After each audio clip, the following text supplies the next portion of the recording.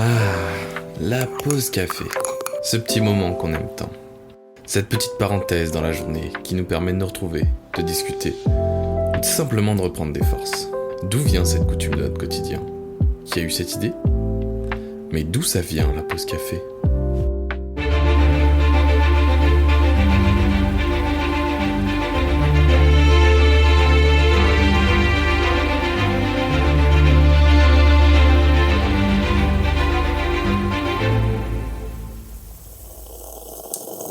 Avant de parler de la pause café en tant que telle, revenons à l'origine du café lui-même. Une légende raconte qu'au IXe siècle, un berger éthiopien du nom de Kaldi aurait découvert les effets stimulants du café en observant ses chèvres devenir très énergiques. Après les avoir vues manger des grains de café.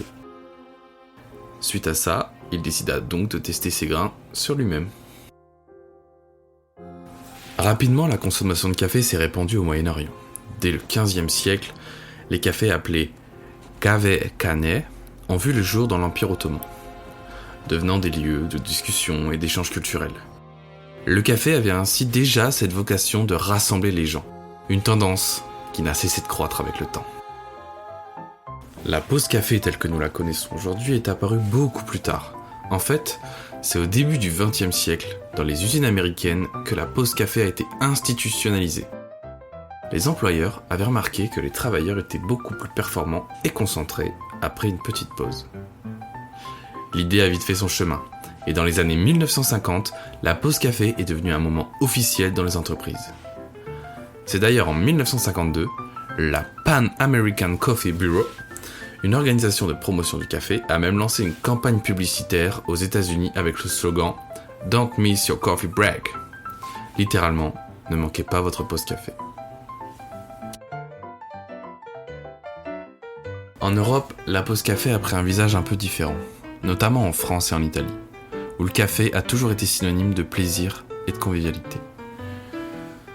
Dans les années 1960 et 1970, le café est devenu un moment clé de la journée dans les bureaux, permettant de briser la monotonie et de créer des liens entre collègues.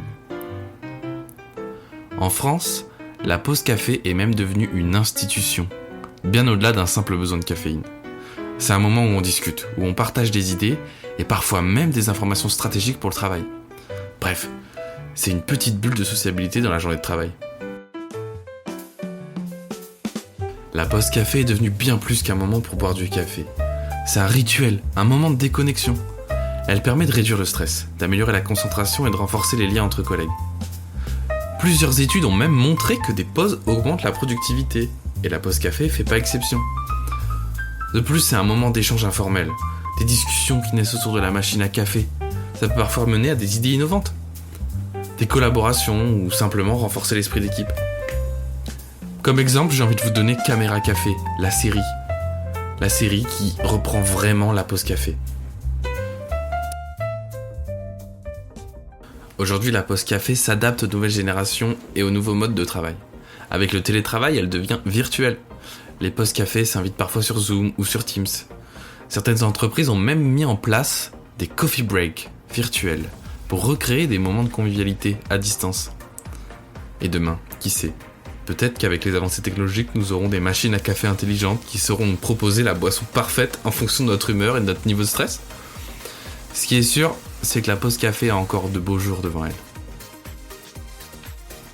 Et voilà, vous savez maintenant d'où vient la pause café. Ce petit rituel qui transforme nos journées de travail en y ajoutant une touche de convivialité. Je vous remercie d'avoir écouté cet épisode de Mais d'où ça vient. On se dit rendez-vous tous les mois pour un nouvel épisode. Et surtout, j'ai créé un Instagram, Red the Northman.